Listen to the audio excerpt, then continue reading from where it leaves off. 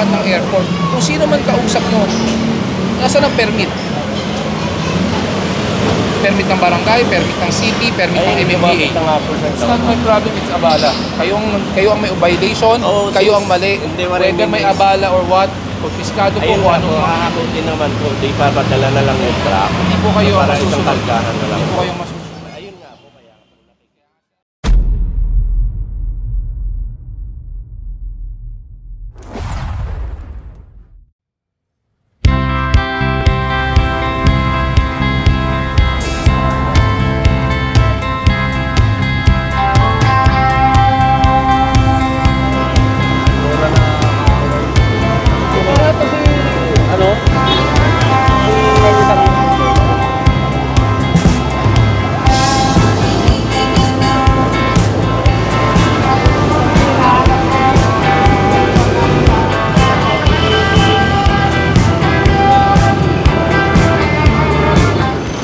Nasa tabi ng fire hydrant, ito, matitikitan na mga sasakyan ito dahil nakaharap sa sidewalk at posibleng may maatak dyan.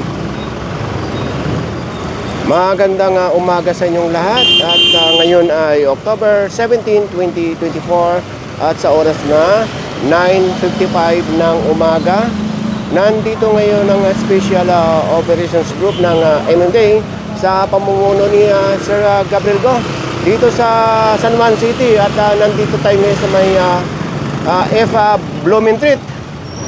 Ang sinasagawang clearing operation ngayon ay joint clearing operation ng Task Force Disiplina ng San Juan City at meron din tayong kasamang kapulisan. Ayun, may nahuli. At siyempre kasama natin ang action officer ng MMDA dito sa San Juan na si Sir Carlito Fabian. Hi sir, good morning. Morning po. Oh, Maraming salamat po sa inyo. Oh, yan siya.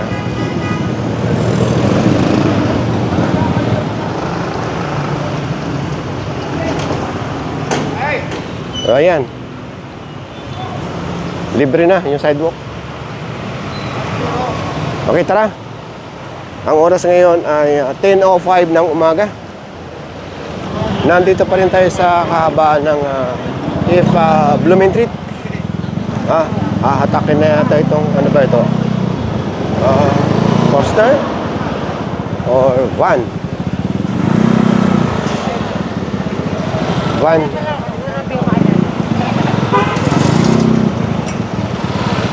Itong mga mabuhay lane, marami ito sa Kalakang, Maynila eh. Huwag kayong magpa-park dito anytime. Bukod sa hinatak na van, meron din ditong mahahatak. Pagka hindi lumabas ang driver, mayroong lumabas dito. Hindi ko lang kung sa motorcycle ito. So yung mga yan, matitikitan na lang dahil andyan yung mga may-ari. Tara! Ito, kakaanan dito sa may, ano ba ito? F. Manalo? Oh, ayun, F. Manalo nga. Ayun, nakita ko sa street name. Nadaanan ito. Nakapark sa kanto. Pero tinitikitan na ito ng illegal parking.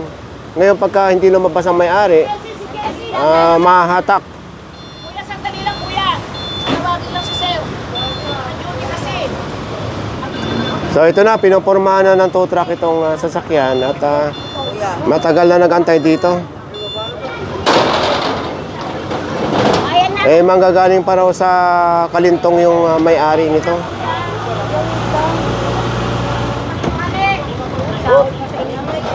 Iwan ka malibela. May susi naman, o may malibela. Kata. Tapos sa gani.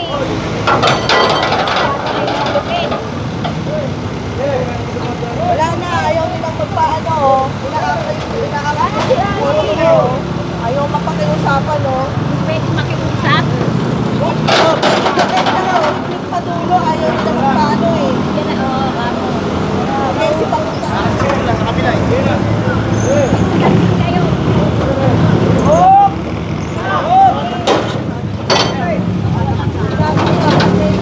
Nasa if Manalo pa rin tayo. At isasampa na itong mga motorsiklo dito.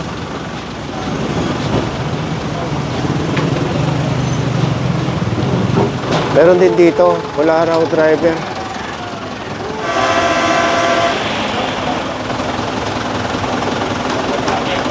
Ito naman isa, dito na isasampa. Bali, tag-isa silang motor.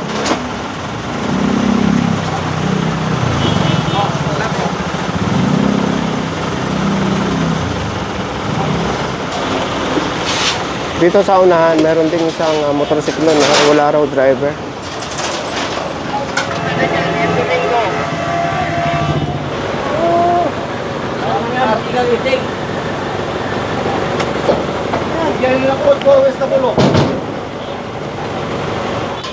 After ng If Manalo, nandito na tayo ngayon sa may kahaba ng Domingo.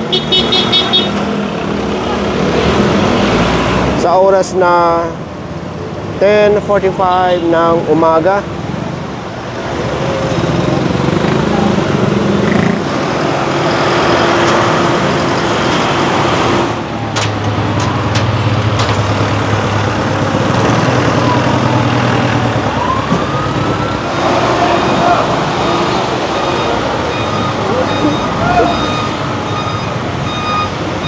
Ito, natikitan na rin.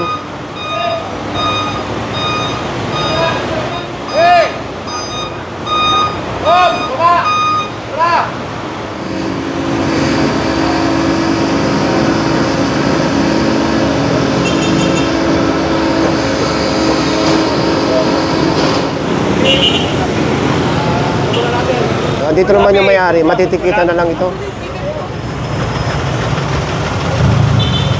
Ito na yung van, nakasampa na.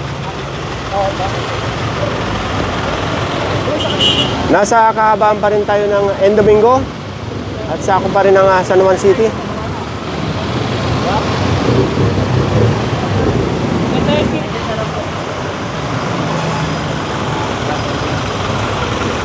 So, andito naman yung driver. So, matitikitan na lang, hindi na mahahatak. From Domingo, kakanan dito sa Lieutenant Artiaga. So, naglalakad sila, lakad na rin tayo. Malinis itong Lieutenant Artiaga. Sa oras na 11:30 ng umaga. Dalawa pala ito. Magkatabi, pareho nakausli yung puwitan sa sidewalk.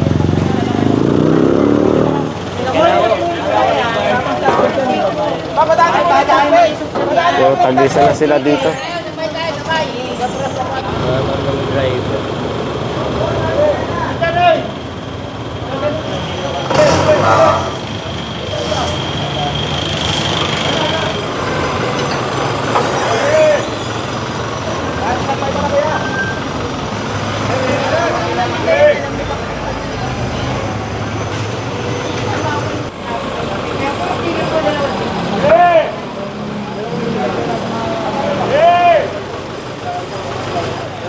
Sa oras na 12:05 ng tanghali o ng hapon. So, back to base tayo.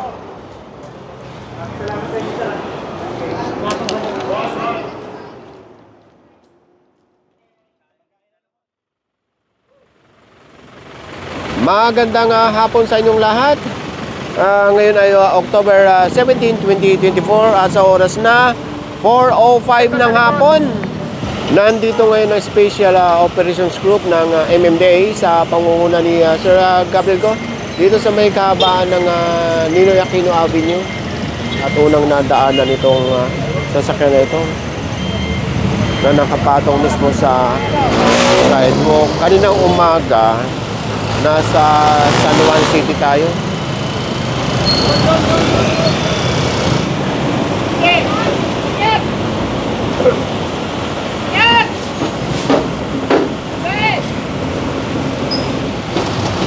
Dapat ganyan, hindi naharangan ng sidewalk. So dito siya nakakuha.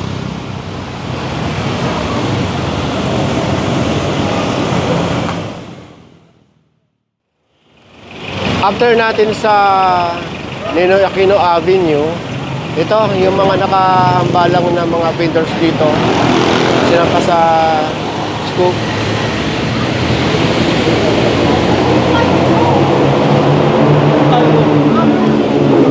May perya pala dito.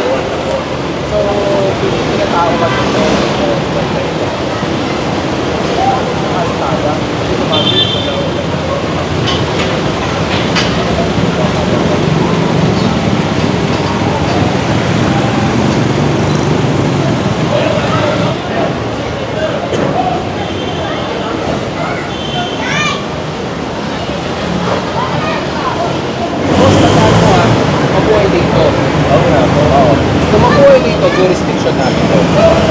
Ha? Airport, tapat ng airport. Kung sino man kausap nyo, nasaan ang permit?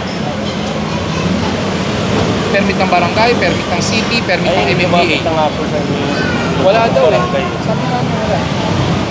Kaya Tinanong ko na siya, sabi niya eh, wala rin naman siya maibigay.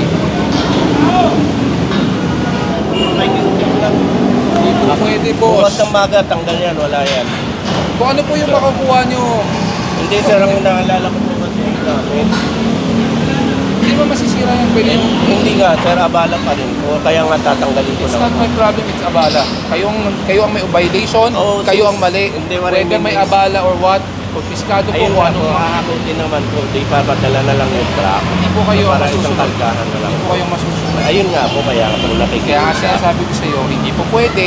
Kung ano yung kaya niyong kunin, kunin nyo. Kukunin namin, kukumpiskahin namin. Siguraduhin ko lang po walang operation dahil nakakahiya. Hindi po kami mag-ooperate. Papatigil ko po, sir. Kumpiskahin ko yung ano, tapos sa kanya kunin. Para hindi kayo mag-operate. Hindi sir, hindi po talaga kami mag-ooperate. Kaya pinaliglikit ko na nga yung ato. O kumpiskahin ko yung sa video. Sa kanya yung link sa, sa Ortigas.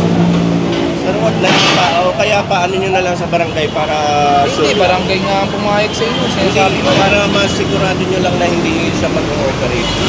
Patanggal Para mo hindi yan. na malayo. Hindi, patanggal mo ngayon yan. Ngayon na. Alisin nyo ngayon yan. Tapos kukunin nyo. Hindi, sige, tanggalin nyo yan. Tanggalin nyo na nga yan. Ligpit nyo yung ano. Yung Imagine mo, cambio. service road, ginawa nyo lang. Anong oras pa ate nag-umpisa ito? Usually ganitong time na sila nag-open. Tapos matatapos sila mga 1, ganyan. Maingay. Maingay. Eh di ba meron tayong ordinance na hanggang 10 o'clock. Tapos nasa may residential area pa siya part. Tapos ano pa siya? National Highway. Part ng National Highway. Service Actually road. nilakad na namin talaga to. From barangay to ipinasa na rin doon sa City Hall eh. Kailan ba ito nag-start? May 2 weeks mahigit na siguro to, sir. Kaya nataka ko bakit hindi nakikita eh. Ano pong barangay nakakasakop nito? Actually, sir, part pa daw siya talaga ng Barangay 183. Sakop pa kami. Ang may pakana ng perya is 185. Ganun ang ano. So anong reaction nyo dito sa action ng Ay, MMDA? masaya. Actually, masaya kami ngayon. Makakatulog na kaming maayos. So, ayun nga po, no, na habang nagki-clearing po tayo, nadatnan natin dito sa kabaan ng Andrews Avenue, which is sa Mabuhay Lane. So, makikita natin na meron po tayong loading and unloading bay ng mga public utility jeep. However, ngayong araw, pag-operate po natin, may nadatnan po tayong isang perya.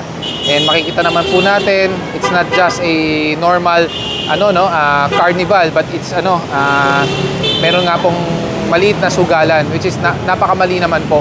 Imbis na magamit po ang ating service road para maging load and unloading bay, which is yung po ang talagang kumbaga area na ito, ang nangyari po sinara, ginawa na nga lang po perya. And the worst, nandito po sa Mabuhay Lane, which is Andrews Avenue, nasa tapat po ng airport, lalong-lalo na po ngayon, right in time, meron po tayong Asia Pacific Ministerial Conference, So hindi po magandang tingnan, no? Sa vicinity ng airport, meron po tayong ganung mga structures. Okay lang po sana kung yung structure na ito ay nakakatulong, or let's say it's a business establishment, but this is a considered illegal po to na nagsusugal po sa kalsada. Yung tinututukan ng camera, yan ang Airport Terminal 3. Halos tapat. Ito yung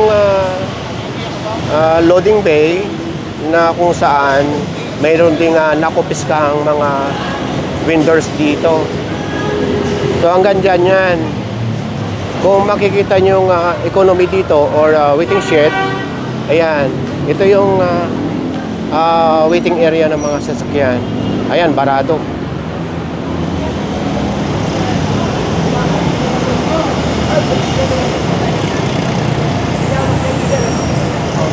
Mahaba din ito, nasa 25 meters din ito o 30 meters ang haba itong kariyahan.